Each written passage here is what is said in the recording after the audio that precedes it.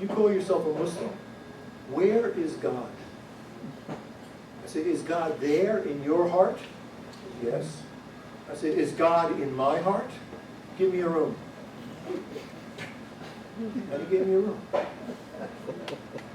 you got to, try to argue with people from where they're coming from their values. You look at all of the religions teach nice things, but I know somebody here has just said earlier that they just became a Buddhist. And you think that's very good, but there are Buddhists in Burma who are doing horrible things to the Muslims, the Rohingya people. And I see that also in Sri Lanka, that it can be, So the religion is like a tool, and you can use it to build a house, you can use it to kill somebody. I love that Doug has really delved deeply into the texts and the meanings of Islam, and was able to go and talk to some of the leaders of the madrasas and teach them that human rights and respect and tolerance are fundamental Muslim values. And he brought to Washington a couple of years ago the 5 leaders of the madrasa. There's 5 different madrasa associations in Pakistan, and they all came here and they all basically pledged to be to support tolerance and to oppose violence. So the problem is, in order to propose tolerance, you have to be strong. So you guys are asking really good questions. There are no answers to some of these questions. I mean, when you go to Israel or to Arab countries, and sometimes there's hostility, and the question is it based on religion, or is it based on character? Is it based on ethnic group? Is it based on political interest? But I tell you that Kathleen and I went to Morocco about 3 months ago, and Stephanie, my daughter, as well. And why did I took them to Morocco because Morocco is one of the few Arab countries that has not experienced instability and violence under the Arab Spring. And I wanted to find out why. What's the secret? And one of the secrets is that every Friday, in every mosque in Morocco, the sermon, which is used in countries like Pakistan to whip up hatred against Christians and Jews and Americans and all, in Morocco, every single mosque has the same sermon because it's written by the king's advisors. And it promotes moderation and tolerance. So, you can say, well, it ain't free. We should allow everybody to preach whatever they want. But frankly, I'm happy that the Moroccan mosques are preaching tolerance rather than jihad. And the king is basically keeping his hand on everybody's throat. But no one knows. I mean, we at USAID we spent billions of dollars to promote democracy in developing countries, and in most cases, it was completely useless. It slid backwards. Yes, what about Turkey right now? Is Turkey okay, or Turkey, I think Turkey would be fine to travel in it. Absolutely. We were in Turkey also, and we were just in Istanbul. And obviously, if you see, we saw a procession of people got out of the mosque and they were shouting death to Sisi because the Turkish ruling party is supporting the Muslim Brotherhood in Egypt. So they're against Sisi because Sisi, shot a lot of people and took over. So you stay out of the way. You don't make a big deal. You just use common sense. And after the mob has passed, you can interview a couple of people and find out what was it about. But Turkey has always had some problems. With my first wife, we were traveling in Turkey, and we were in a town called Konya. Kona or Konya? Konya. And we got stoned. Not that kind of stone, the other kind of stone. What triggered that? she was wearing a miniskirt. Oh. That's the most conservative. I learned the hard way. I learned the hard way. Yeah. Well, I learned early on to dress appropriately. And there's also I don't know what they call it, but you dress anonymously. So that if you got your camera, $1,000 camera, you got your notebooks, you carry it in a shopping bag, a plastic shopping bag that you get from the grocery store, and you walk around like this. Don't look anybody in the eye. You just sort of schmoop along, the classic schmoop. On my day's work, I got some groceries and vegetables in the bag, and when I was in Basra, I was supposed to be picked up by an NGO outside the town center, which was occupied by the Americans and the British. So I got outside, I realized that this is a dangerous thing. I mean, I was going to stand out on the street in front of the great Satan, the representative, the Americans. So I totally schlumped down, hat down, squatting against the wall. And when those guys finally found me, they said they drove past the entranceway 4 or 5 times before they realized I was the guy they wanted. So you just have to behave, look what other people are wearing and what they're doing, and obviously show respect. Mas? No? Yes? Yes. So if you were to advance about 25, 30 years from today, Yes. what would you expect this kind of lecture to sound like? Uh-huh.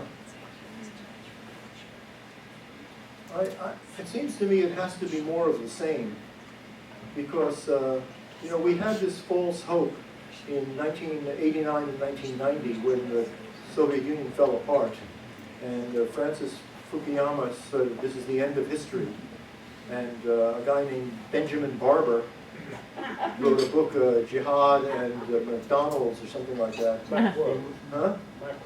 Macworld, in which he suggested that because everybody now eats McDonald's and everybody wears blue jeans, that all the ethnic conflict will dissolve and everybody will be happy, hunky-dory. And it just didn't happen at all. And the Slovaks left the Czechs, and Yugoslavia broke up, and just there's been a series of separatists. The Scots, for God's sake, Scotland, we went up to Scotland. They want their own country. The Catalans want their own country. So the resurgence of tribalism is remarkable. And it may be nourished to some extent by the same forces that Fukuyama and, what's his name,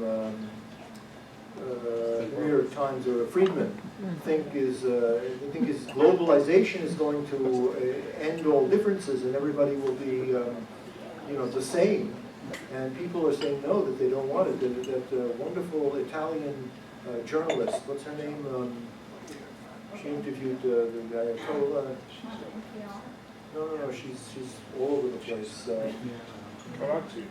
No. Fallaci, Oriana Fallaci. Yeah, she said that at one point. She said that I hate this new world, the modern Europe, where my Italian is not even an official language. My beautiful Italian, the Italian of opera, the Italian of history, is not even an official language. Germans and English, French, and so people want their own culture. They want to preserve their own culture. I mean, India is remarkable because up to now it's resisted that. But you had the separatist movements, and India was able to crush it. I mean, I started with the Sikh rebellion, which I covered. And of course, the Sikhs, the first people they killed were their own journalists. Anybody that opposed them, they killed. And then I went to the Golden Temple in Amritsar and interviewed all these Hindranwali supporters. And said, how is it you want your own country? You're the leaders of India. The Green Revolution was here. You have doctors and lawyers and the President of India, the head of the army. Your incredible leadership role. Because what happens is there's a bunch of losers within the community who want to say, no, you can't do that. You know, you're diluting a purity, and we're telling you, you know, it's a lot like what you see happening with ISIS. I've seen polls that show that really no country in the world do the Muslims support ISIS. None of them. So it's just a question that they've been able to exploit ungoverned areas and using internet and using automatic weapons and firepower and also the suicide bombing, which is really unbelievable. Yes? Would it be possible to envision a kind of journalism that swam against the tide of those who celebrate nastiness and the shocking, and maybe celebrated anything that was counteracting that in a positive, resilient fashion, without turning a blind eye to the nastiness going on everywhere? I think so. I think so. But once again, it depends how much money the papers are making. If the papers have enough money, then they can run. It's what they call DBW, dull but worthy. That's what they told me, the Washington Times, when I wanted to run some articles about new cures for this or that. So, but if you have the space, if you've got enough of advertising in the paper, and you've got space to run these, you know, they don't. Every article doesn't have to be a killer, make a lot of readers. But the other thing is that in order to get people to read an article that's dull but worthy, it has to not be dull. You have to make it exciting. And how do you make it exciting? You send a talented writer, and you give them enough time to find the story and to go and interview it, and the person's not there, so you'll come back the next day. And maybe it knocks out 3 days from your work, or 4 days. So I used to go, let's say, if I got together, I was a freelancer, so let's say I'm living in Bangkok, and I wanted to go to Bangladesh to cover the riots or whatever was going on there. So what I would do is I would try to find 3 or 4 soft stories to do while I was there. So, and I tried to make them interesting. But still, there was reluctance. I did a great story, which never ran.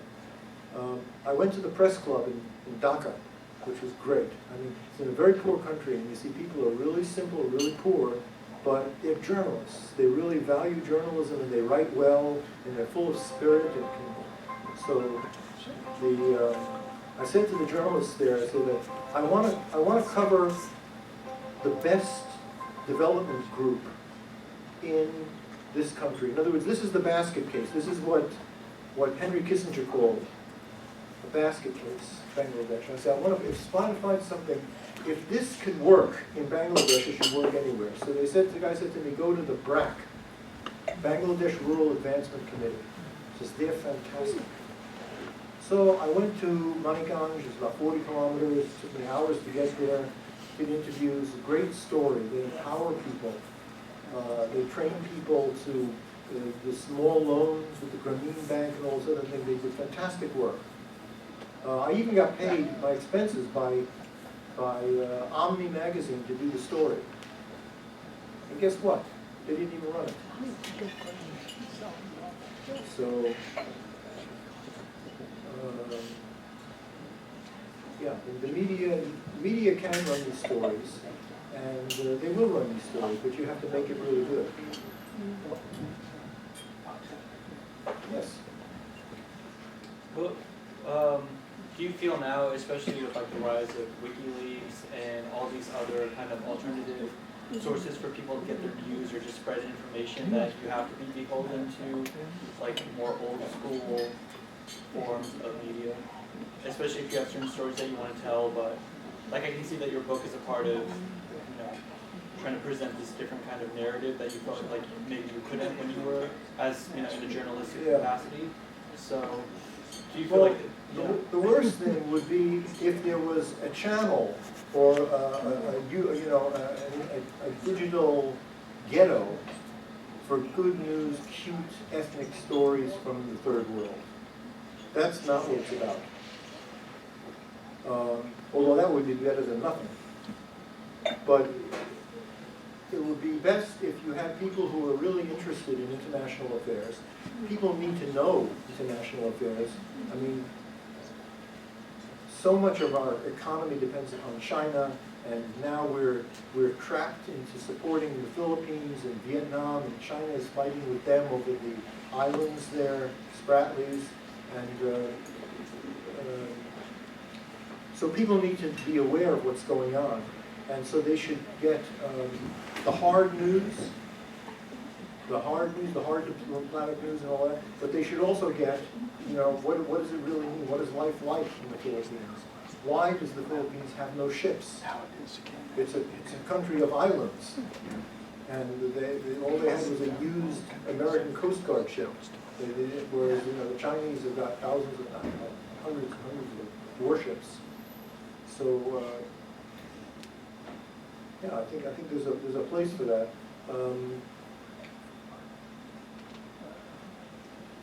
Yeah, and you do get some of this reporting in the Times and the Post. It's just it's kind of minimal. Yes, John? Question? Well, I was going to say, if somebody came from another planet and arrived here and looked at the news, they would assume that one of the Kardashians was the world leader. I mean, it's incredible, you know, when you know what parts of the press think are important. Entertainment now. Yeah. Yeah, Huh? that's what it's become. Well, I read this book recently by Richard Kaczynski, I can't pronounce his name, a Polish journalist, called about Herodotus, Travels with Herodotus. And he traveled as a journalist, this Richard Kaczynski, and he studied Herodotus' writing. And Herodotus was really, I thought that he was the first journalist, because he went, for example, from Greece, he went to Persia. And his goal was to find out why the Greeks and the Persians hate each other. Well, hello, here we are today. You've got the Greeks and the Turks and the Persians, and everybody still hates each other. And before Herodotus, there was the Torah, which is quite full of fighting against the Midianites and the different groups. And so, will it ever change? Like I say, you know, it may never change, but the good people have to stand up and do what they can. And but nationalism has a terrible way of trumping everything else, all the good sense that people have. When it becomes a question of nationalism, people put aside their goodwill. I know that after 9/11, I quit USAID. I quit the Washington Times and joined USAID. And part of me said, this is not right. I shouldn't be working for USAID, because what I am is I'm a good journalist. And the benefit of a journalist is to do stuff that a government writer can't do, is to tell both sides of the story, because the good journalist tells the negative stuff and the problems. And but I felt that my country was attacked, and it was time to pull. There was not a time to be critical. Time to put on my weapon, which was just a camera and a pen, and to go and to put my life on the line and go and spend the time I did in Iraq and Afghanistan and Pakistan and Yemen and other places that were risky or whatever. But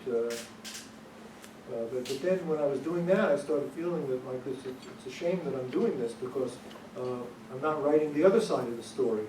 I mean, the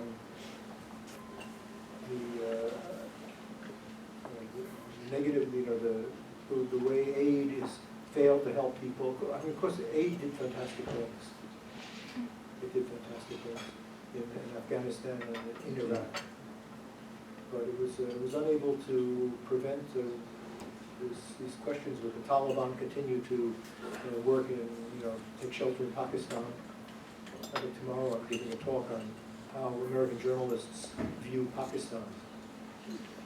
It's, you know, I mean, people view Pakistan as being basically untrustworthy liars who go ahead and support, allow these groups to take shelter on the border of Afghanistan, and people are coming across and killing our soldiers and killing Afghans and killing Indians, the Indian embassy. And it's all done with permission of the ISI, the Pakistani Secret Service. So, yes. So it seems like your dilemma is that when you work as a journalist, you could only tell a negative story. Yes. And when you work for USA, you could only tell the good news stories. Yes. So there's no happy medium. Book. I've been telling you, the book is the answer. The book has both sides. Ben, if negative stories sell in newspapers and positive stories don't, surely that's not an indictment of editors, it's an indictment of consumers of newspapers. It's a very good point. But the point is that if the editors reject the good news stories, it's not the editor's fault. I mean, it's the readership. It's because the human nature is that way. All right. Well, that's true. But once again, if the reporter has the time and the skill to bring to life the story. Also, you can tell a positive story with a negative story. Example. Little Salim crawled on his withered legs to the balcony and watched his cousin playing football in the village square. His mother looked up and said, "If only the polio vaccinations had come a year earlier." And now the rest of your story is about how India vaccinated 300 million kids in one day against polio. But if you lead with the India vaccinated 300 million kids in one day against polio, you'll get a few readers, but not many. But if you lead with the kid, with the tragedy, with the schlock, I hate to say it, but you get people to read the story and remember the story. So you can use a negative thing to trick people. Look, if I'll tell you that in the next room there's about 30 people that are just having coffee and doing their homework, you'll say, yeah, boring. But if I tell you that in the next room there's a guy with a gun and he's threatening people, everybody's going to want to run and see what it's about. So negative No, I'm running the other way. Go the other way. Negative news, galvanizes us, electrifies us. So we're prisoners of our own self. But once again, if you tell the story well enough and craft it and bring in some of the negative stuff to it's like, what makes food tasty? Pepper. And it's the same thing with the newspaper article. Pepper. It needs some pepper. It needs some spice. And there are many ways to introduce that. As I said, through negative stories